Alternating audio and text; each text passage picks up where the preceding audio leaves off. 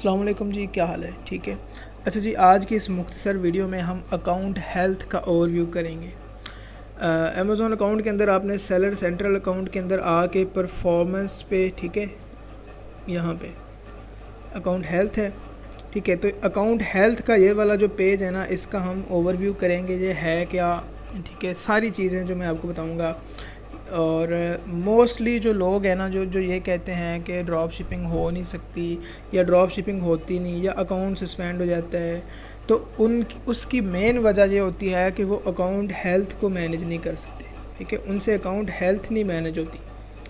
तो इसमें हम ये सारी चीज़ों का ओवरव्यू करेंगे और नेक्स्ट लेक्चर में मैं आपको बताऊंगा कि अगर आपकी ये सारी जो चीज़ें ना, ये अगर बढ़ जाती हैं या अकाउंट हेल्थ ख़राब हो जाती है तो उसको कैसे मैनेज करना है, ठीक है। तो सबसे पहले जो है ना, यहाँ पे हम आ जाते हैं कस्टमर सर्विस परफॉर्मेंस के अंदर, ठीक है। तो यहाँ पे ऑर्डर डिफेक्ट रेट आ जाता है एक चीज़, ठीक है। ऑर्डर डिफेक्ट रेट जो है, इसको आप ये समझ लें कि ज़्यादातर जो अकाउंट्स होते हैं ना ड्रॉप शिपिंग के, वो ऑर्डर डिफेक्ट रेट बढ़ने की वजह से जो है ना वो हो जाते हैं सस्पेंड या डीएक्टिवेट हो जाते हैं। अच्छा, ऑर्डर डिफेक्ट रेट जो है ना, ये आपका अंडर 1% होना चाहिए, ठीक है, 1% से ज़्यादा नहीं होना चाहिए। ODR भी इसको बोलते हैं। ऑर्डर डिफेक्ट रेट बढ़ने की वजूहात क्या है, ठीक है। ऑर्डर डिफेक्ट रेट 3 चीज़ों की वजह से बढ़ता है। नेगेटिव फीडबैक्स की वजह से बढ़ता है, A to Z guarantee claims की वजह से बढ़ता है, चार्ज बैक क्लेम्स की वजह से बढ़ता है, ठीक है। तो नेगेटिव फीडबैक्स क्या होते हैं? नेगेटिव फीडबैक्स होते हैं जो है ना, आपको कोई कस्टमर जो है ना नेगेटिव फीडबैक दे के चला गया, सेलर फीडबैक, ठीक है। यहाँ पे प्रोडक्ट के फीडबैक की बात नहीं हो रही, नेगेटिव सेलर फीडबैक की बात हो रही, ठीक है।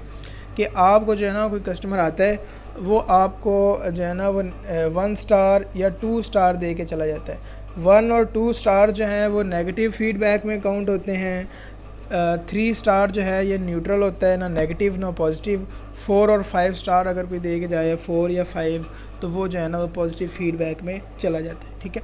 अच्छा, अब कोई कस्टमर आपको 1 स्टार दे के जाता है और वो साथ में चलो ये भी लिख के चला जाता है कि थैंक यू, तो वो आपका नेगेटिव फीडबैक में काउंट होगा, क्योंकि उसने आपको जो है ना 1 स्टार दिया, ठीक है।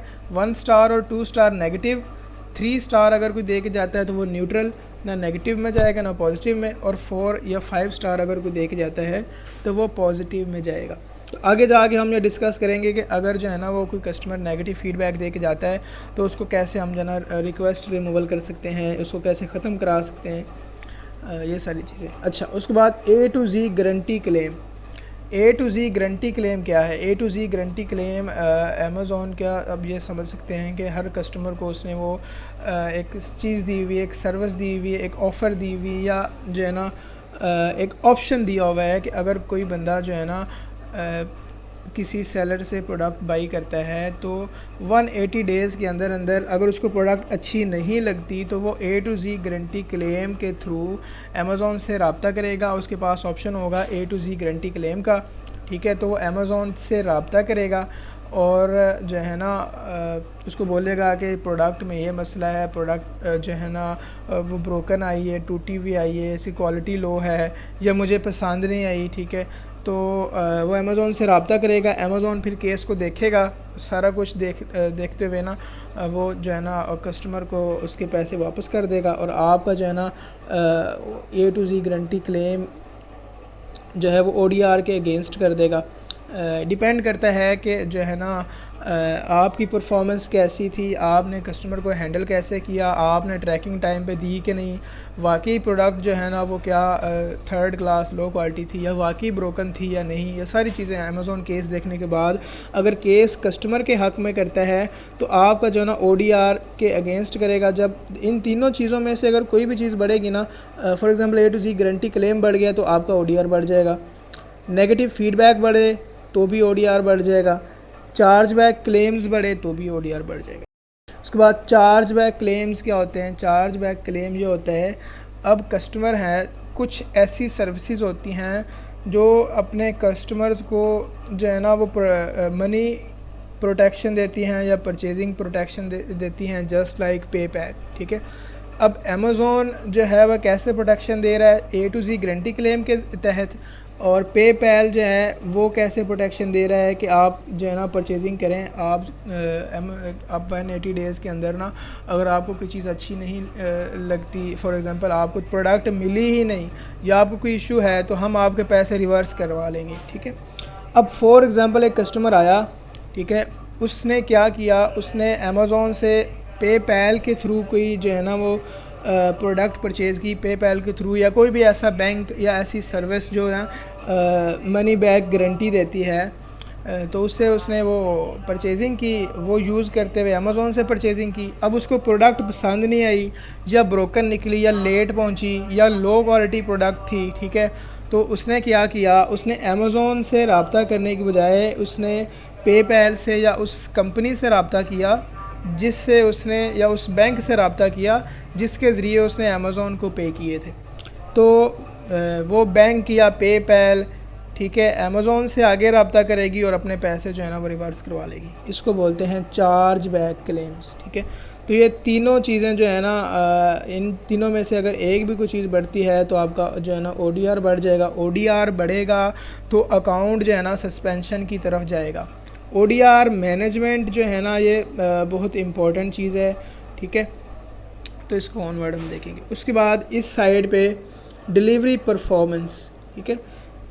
डिलीवरी परफॉर्मेंस के अंदर यहाँ पे आप देखें लेट डिस्पैच रेट जो है ना आपका अंडर 4% होना चाहिए, कि 4% से नीचे होना चाहिए आपका लेट डिस्पैच रेट। अब ये क्या है, लेट डिस्पैच रेट जो होता है कि आपको एक ऑर्डर आया, ऑर्डर आने के बाद जो है ना आपके पास 48 घंटे का मोस्टली जो नॉर्मल अगर आप उसके साथ चल रहे हैं अमेज़ोन की डिफ़ॉल्ट शिपिंग टेम्पलेट के साथ चल रहे हैं, तो 2 दिन का टाइम आपके पास होता है। आपने 2 दिन के अंदर अंदर जो है ना ट्रैकिंग ID अपडेट करनी होती है, ठीक है।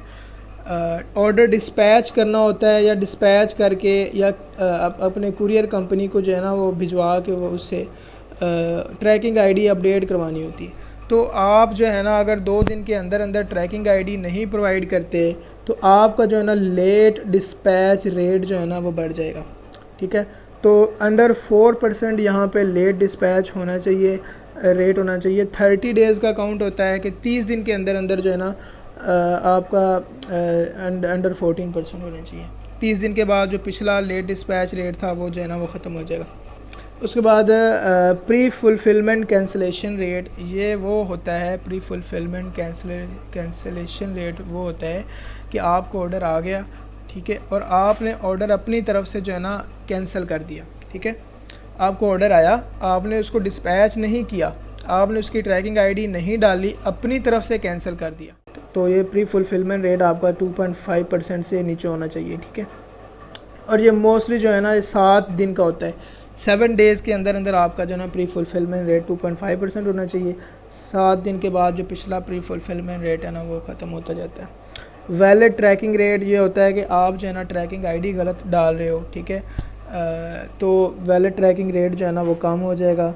आपने वैलिड ट्रैकिंग रेट जो है ना अपनी ट्रैकिंग ID आपकी सही ट्रैकिंग IDs आपने डालनी है, ठीक है। तो ये 95% से ऊपर होना चाहिए, कि मतलब कि आपकी 95% से ऊपर जो है ना सही ट्रैकिंग IDs आप डाल रहे हो, इससे नीचे ना डाल रहे हो, ठीक है। ये 30 डेज़ का काउंट होता है। अगर आप जो है ना वो ट्रैकिंग IDs इनवैलिड डालेंगे, वैलिड ट्रैकिंग IDs डालेंगे, तो ये जो है ना वैलिड ट्रैकिंग रेट जो है कम हो जाएगा, ठीक है, जिससे अकाउंट सस्पेंशन की तरफ जा सकते हैं।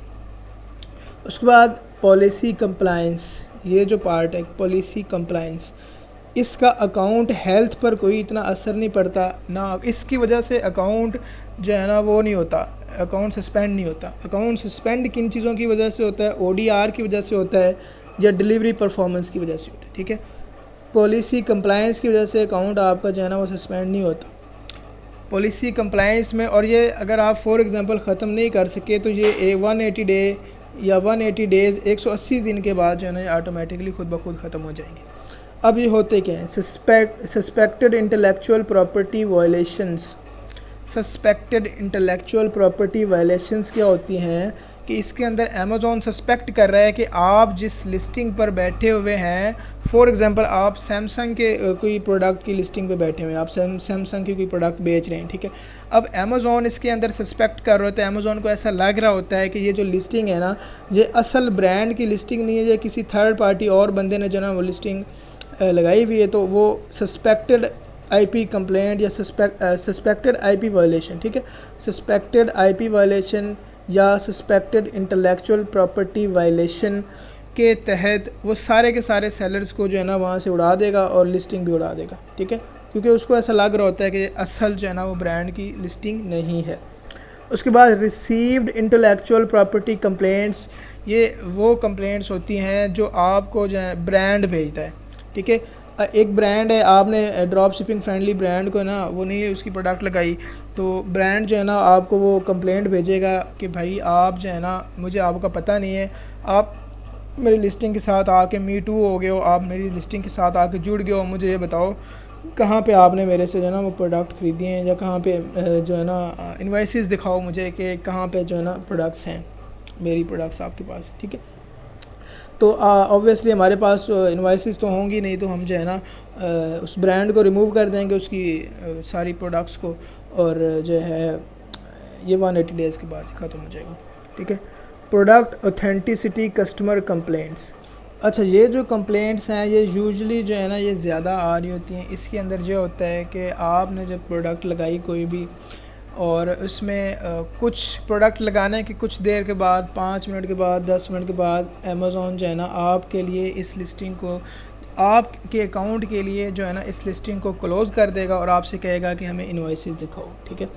तो मोस्टली जो है ना हमारे पास तो इनवॉइसेस होती नहीं, हम क्या करेंगे, हम इसके अंदर उस ब्रांड, जिस ब्रांड की प्रोडक्ट पे और प्रोडक्ट ऑथेंटिसिटी कस्टमर कंप्लेंट आई है, उस ब्रांड की सारी प्रोडक्ट्स को जो है ना हम क्लोज़ कर देंगे। और आपका अकाउंट मोस्टली यहाँ पे एट रिस्क भी आ सकता है इसकी वजह से, लेकिन उसके लिए आपने टेंशन नहीं लेनी, आपका अकाउंट जो है ना वो चलता रहेगा सेफली, और 180 डेज़ के बाद ये ऑटोमेटिकली ख़त्म हो जाएगी, ठीक है। प्रोडक्ट कंडीशन कस्टमर कंप्लेंट्स के अंदर के किसी कस्टमर ने कंडीशन की कंप्लेंट कर दी, ठीक है। Food and product safety complaints के कोई आपने फूड वगैरह को भेजा तो उसकी सेफ्टी कंप्लेंट्स उसको आ गई, ठीक है आपको। और लिस्टिंग पॉलिसी वायलेशंस, इसमें ये होता है कि आप जब लिस्टिंग कर रहे होते हो, ठीक है, अपनी दूसरी लिस्टिंग कर रहे हो तो कोई भी हमने तो लिस्टिंग के साथ अटैच होना है ना, तो इसके अंदर हमारा वो इतना कुछ ज़्यादा लिंक नहीं है। अगर हाँ, ये उन लोगों को ज़्यादा आती है जो लोग अपनी खुद की लिस्टिंग कर रहे हो, जो लोग PL कर रहे हो, ठीक है, प्राइवेट लेबल कर रहे हो, तो उसके अंदर लिस्टिंग क्रिएट करते वक्त कोई सेंसिटिव वर्ड्स यूज़ कर, अब्यूज़िव वर्ड यूज़ करें, सेंसिटिव वर्ड्स यूज़ करें, तो जो है ना प्रोडक्ट लिस्टिंग ये पॉलिसी वायलेशन आती है। रिस्ट्रिक्टेड प्रोडक्ट पॉलिसी वायलेशन, इसके अंदर ये होता है कि जब आप कोई लिस्टिंग कर रहे हो, ये भी मोस्टली जो है ना PL वालों को आती है, उन लोगों को जो अपनी खुद की लिस्टिंग जो है ना जो वहाँ पे बना रहे हो, हम दूसरों की लिस्टिंग के साथ अटैच होते हैं, ठीक है, इसमें हमारा मोस्टली जो है ना वो लिंक नहीं होता। तो इसके अंदर ये होता है कि फॉर एग्ज़ाम्पल जैसे नाइफ़ हो गया, ठीक है, कोई नुकसानदेह चीज़ होगी ऐसी जिससे ख़तरा होता है, वो जो है ना आप लगा रहे हो, तो ये प्रोडक्ट पॉलिसी वायलेशन जो आते हैं, restricted policy product policy violation आ जाती है, ठीक है। Customer product review policy violation, ठीक है, वो ये कस्टमर प्रोडक्ट रिव्यू इसके अंदर देता है, तो ये इसके बारे में हम आगे जाकर डिस्कस करेंगे, ठीक है। अदर पॉलिसी वायलेशंस, इसमें मोस्टली वो आता है फेयर प्राइस का रोल आता है कि आपने प्रोडक्ट जो है ना वो मार्केट रेट से ज़्यादा लगाई हुई है, तो ये आपको जो है ना यहाँ पे वायलेशन आ जाएगी कि इसकी जो आप ये प्राइस लगाओ, नॉर्मल प्राइस ये, तो आप प्राइस अपडेट करोगे तो ये ख़त्म हो जाएगी, ठीक है। तो ये अकाउंट हेल्थ पे जो है ना एक छोटा सा ओवरव्यू था। अब जो है नेक्स्ट हमारी क्लास जो होगी ना उसके अंदर हम ये इसके सॉल्यूशंस जो है ना इसके अंदर वो डिस्कस करेंगे। इंपॉर्टेंट क्लास होगी, ODR बढ़ जाए, ये सारा कुछ, इससे कैसे हमने जो ना डील करना है। इन कंप्लेंट्स जो है ये कंप्लेंट्स, इनसे मोस्टली जो अकाउंट को तो कुछ नहीं होता, लेकिन इनके बारे में भी हम पढ़ेंगे। और डिलीवरी परफॉर्मेंस के अंदर ये सारी चीज़ें बढ़ जाएँ तो दैट्स ऑल फॉर टुडे।